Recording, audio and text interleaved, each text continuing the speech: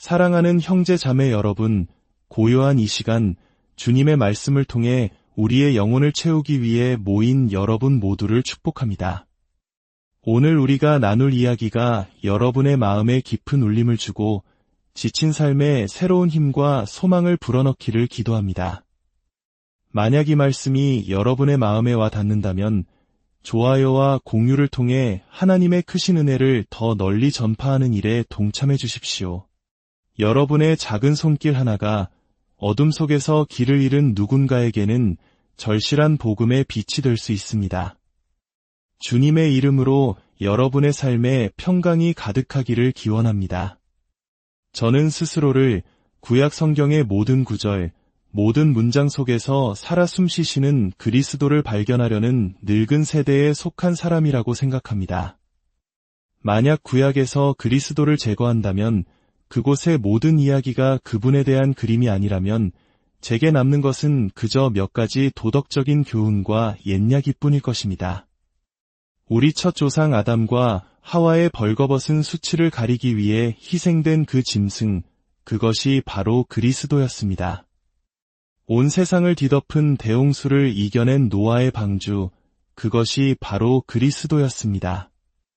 아브라함이 이삭을 대신하여 덤불에서 발견한 뿌리 걸린 그 순양, 그것 역시 그리스도였습니다. 이스라엘 백성이 하나님께 나아가던 성전과 그 안에서 드려졌던 수많은 제사들, 그 모든 것이 바로 그리스도를 예표하는 것이었습니다. 주님은 아브라함의 약속된 씨앗이며 모세와 여호수아보다 훨씬 더 위대하신 분입니다. 저는 성경에서 삼손이 가사성의 문짝들을 통째로 뽑아 던져버리는 장면을 읽을 때마다 그 모습에서 지옥의 문을 단숨에 정복하고 내던지시는 그리스도의 압도적인 권능을 봅니다. 마치 이 세상에서 가장 작은 새의 가장 가벼운 깃털 하나를 다루듯이 그분은 사망의 권세를 가볍게 꺾어버리셨습니다. 솔직히 말씀드리자면 제게는 단순한 격언이나 도덕적인 교훈 이상의 것이 필요합니다. 저라는 연약한 인간을 땅에 매다 꽂아서라도 이 죄의 굴레에서 건져내 구원해 주실 전능하신 하나님이 절실하게 필요합니다. 예수님은 진실로 부활하셨고 우리에게 친히 나타나셨습니다. 우리는 그분을 우리 눈으로 똑똑히 보았습니다. 그렇다면 우리는 이 사실을 어디서 배울 수 있을까요? 만약 여러분이 선교사나 설교자가 되기를 원한다면 다른 사람의 간증에만 의존해서는 안 됩니다. 위대한 신학자의 책이나 존경하는 목사님의 설교, 심지어 성경 구절을 앵무새처럼 따라 외우는 것만으로는 부족합니다. 여러분 자신이 부활하신 그리스도를 인격적으로 그리고 실제적으로 경험해야만 합니다.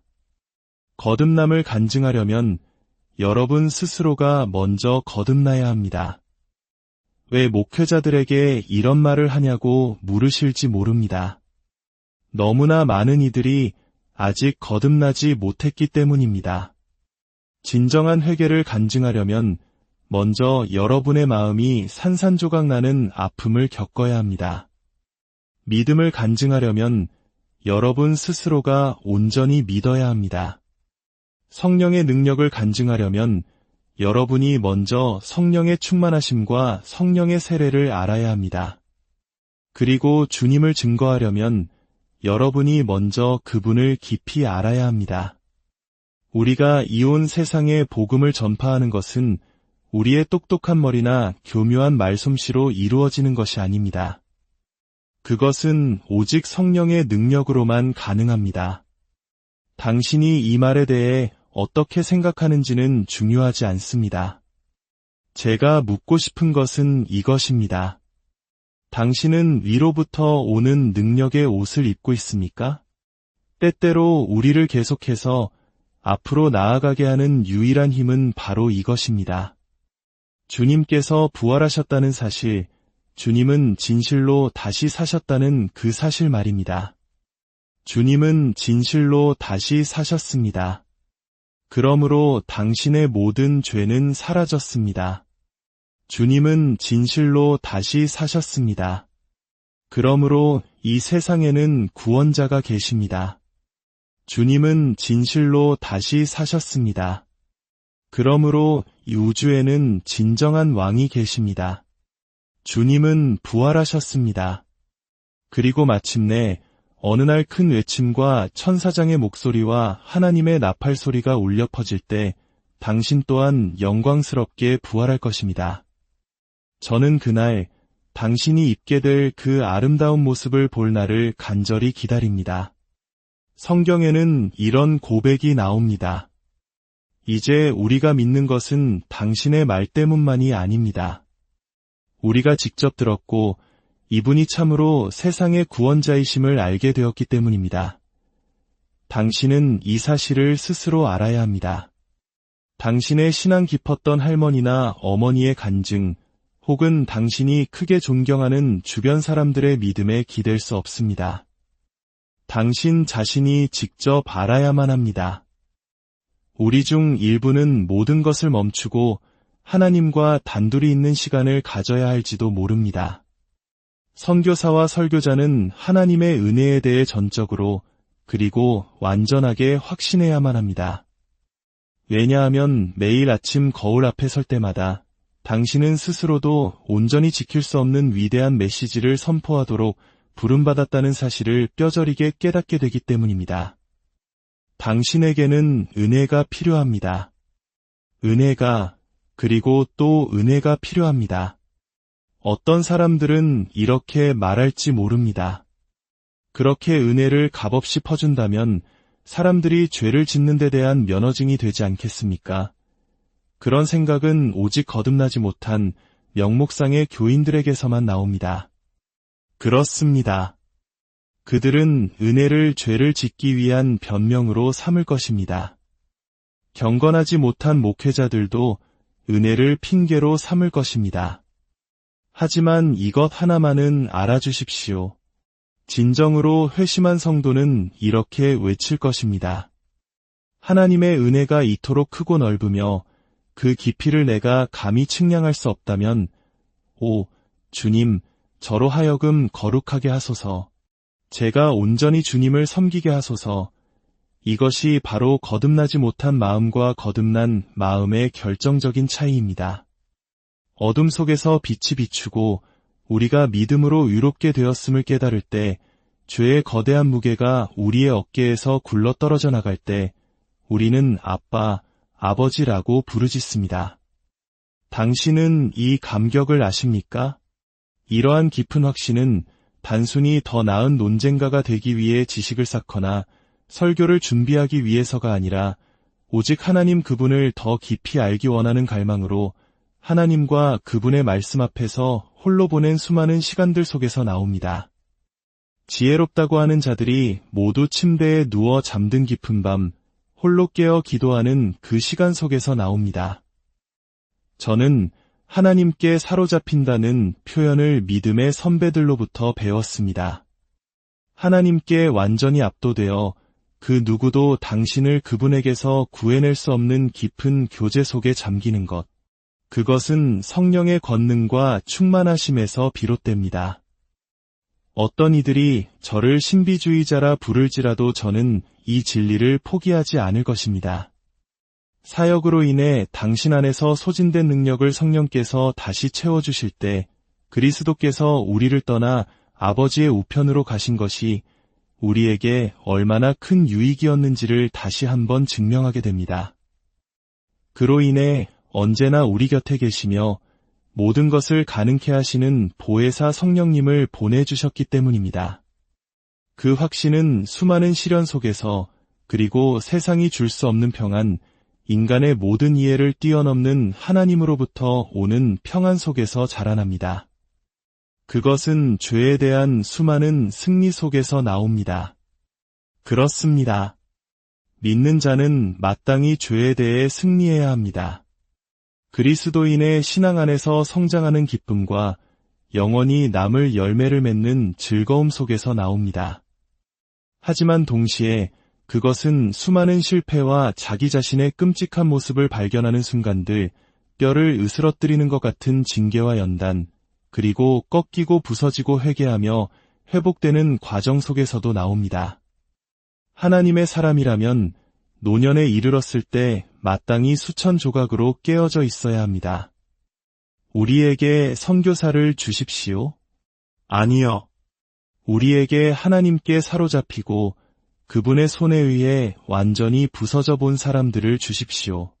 그러면 우리는 진정한 선교사를 얻게 될 것입니다. 예수 그리스도에 대한 높은 견해는 그분의 복음에 대한 높은 견해를 가진 만큼만 가질 수 있습니다. 만약 당신이 오늘날 유행하는 것처럼 복음의 핵심을 잘라내고 축소시킨 메시지를 전한다면 저는 당신이 잘려나간 축소된 그리스도를 믿고 있음을 확신할 수 있습니다. 요한계시록에서 이 예언의 말씀에 무언가를 더하거나 빼면 저주를 받을 것이라고 경고했다면 하물며 사람들에게 그리스도의 복음 그 자체를 온전히 전하지 않는 것은 얼마나 더 큰 심판을 받게 되겠습니까? 복음은 잘려나가거나 편집되어서는 안 됩니다. 육적인 세대의 입맛에 맞추기 위해 꾸며져서도 안 됩니다. 우리가 복음을 전할 때 얼마나 두려워해야 하는지요. 어쩌면 당신은 이런 말을 들어본 적 없을지도 모릅니다. 그리스도를 인류가 유일하게 기다려온 분으로 선포하십시오. 이것이 얼마나 중요한지 아십니까? 그리스도께서는 친히 말씀하셨습니다. 내가 바로 모든 예언의 성취다. 역사학자 로레인 베트너의 말을 인용하겠습니다. 세계의 모든 역사 속에서 예수님은 유일하게 기대되었던 인물로 등장합니다. 율리우스 카이사르나 나폴레옹, 워싱턴이나 링컨 같은 인물이 그들이 나타났던 시간과 장소에 나타날 것이라고 기대한 사람은 아무도 없었습니다. 태어나기 수세기 전부터 그의 행적이 예언되고 그의 사역이 정해져 있었던 인물은 역사상 아무도 없습니다. 그러나 메시아의 오심은 수세기 동안 예언되어 왔습니다. 그분은 유일하게 기대되었던 분입니다. 그분과 같은 분은 아무도 없습니다. 그분은 모든 역사의 중심이며 모든 것의 맥락입니다. 구약 예언의 핵심은 그리스도의 고난과 부활, 그리고 부활하신 그분의 이름으로 모든 민족에게 죄 사함을 얻게 하는 회개가 전파되는 것입니다. 선교사 여러분, 용기를 얻고 싶으십니까? 그렇다면 이것을 이해하십시오. 그리스도의 오심뿐만 아니라 그분의 죽음과 부활, 그리고 교회의 선교 활동과 그 성공까지도 구약 성경에 이미 예언되어 있다는 사실을 말입니다. 그렇습니다. 저는 성공이라고 말했습니다. 많은 사람들이 하나님의 선택이라는 개념을 아무에게도 복음을 전하고 싶지 않은 핑계로 사용하며 하나님이 구원할 그룹은 자신들 뿐이라고 확신합니다. 아닙니다. 하나님은 언제나 성공하십니다. 그분은 강력한 당신의 백성들을 불러 모으실 것입니다. 시편 22편은 메시아의 고난을 상세히 설명한 후 27절에서 이렇게 선포합니다. 땅의 모든 끝이 여호와를 기억하고 돌아오며 모든 나라의 모든 족속이 주의 앞에 예배하리니 여러분이 선교지에 나갈 때 그곳이 얼마나 어둡든지 얼마나 사악하든지 상관없습니다.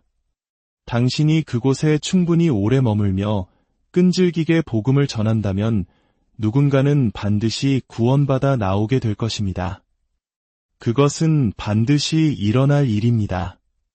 선교사 여러분, 제 친구인 여러분, 여러분이 머나먼 타지에서 순교의 피를 흘리는 그날, 여러분의 혈관에서는 오직 예수 그리스도의 복음만이 흘러나오기를 바랍니다. 복음의 피를 흘리십시오. 당신의 피도 저의 피도 예수 그리스도의 복음만큼 귀하지는 않습니다. 당신은 사역에 어느 정도 축복이 있었다는 사실에 만족하며 침대에 눕지 않을 것입니다. 이 세상 모든 언덕 위에 그리스도의 깃발이 펄럭일 때까지 당신은 만족하지 않을 것입니다. 당신은 모라비안 교도들의 외침을 가슴에 품고 잠자리에 들고 아침에 일어날 것입니다. 어린 양께서 그 고난에 대한 온전한 보상을 받으시옵소서. 이 사역은 우리 모두보다 훨씬 더 큽니다. 5. 우리 모두가 먼지처럼 완전히 가루가 되고 우리의 이름은 영원히 사라지더라도 오직 그리스도만이 영광 받으시기를 원합니다. 사도행전은 사도들의 행적이 아니라 부활하신 주 예수 그리스도께서 성령을 통해 사도들 안에서 행하신 일들의 기록입니다. 설교자는 마케팅 전문가나 여론 조작가가 아닙니다. 그는 단지 하나님께서 이미 하신 말씀을 사람들이 좋아하든 싫어하든 상관없이 하나님께서 말씀하신 방식 그대로 충실하게 전하는 전달자일 뿐입니다. 과거의 위대한 믿음의 선배들은 그들의 삶과 사역에 하나님의 영이 더욱 강하게 나타나기를 부르짖고 또 부르짖었습니다. 여러분도 그렇게 하십시오. 그렇게 하십시오. 그러면 당신은 잘 행하는 것입니다. 주님의 크신 은혜와 평강이 이 말씀을 듣는 모든 분들 위해 함께 하시기를 간절히 기도합니다.